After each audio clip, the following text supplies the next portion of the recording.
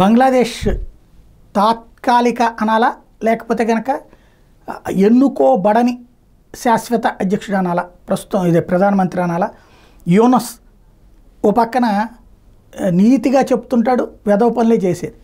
తాజాగా చూస్తే Bangladesh Nationalist party ఇస్లామిక్గా మారిపోయిందని, దేశాన్ని ఆఫ్ఘనిస్తాన్లో మార్చేస్తారని భారత్ భావిస్తుంది. కానీ మేము పొరుగు దేశం ఇండియాతో మైత్రి బంధాన్ని కోరుకుంటున్నాం.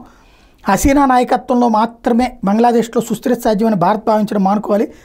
హసీనా ప్రభుత్వం కూలిపోయాక మైనార్టీ హిందువుల మీద దాడులు పెరిగాయనేది అవాస్తవం. భారత్తో బలహీనంగా ఉన్న బంధాన్ని బలోపేతం చేసుకోవాల్సిన సమయం వచ్చింది. రవాణా, అదాని విద్యుత్ ఒప్పందం వంటి వాటిని పట్టాలెక్కించాలి. ద్వైపాక్షిక సంబంధాలపై సమీక్ష జరుపుతా.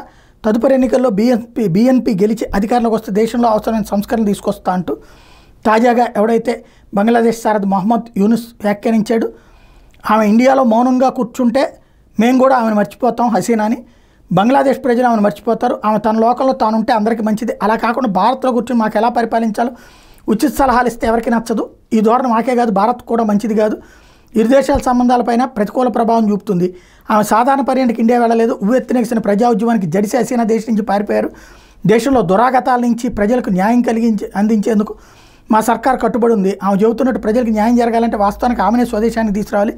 అలా జరగకపోతే బంగ్లాదేశ్ ప్రజలు శాంతించరు. ఆమె పాల్పడిన దురాగతాలపై అందరి సమక్షంలో విచారణ జరగాల్సిందంటూ సూక్తులు చెప్పారన్నమాట.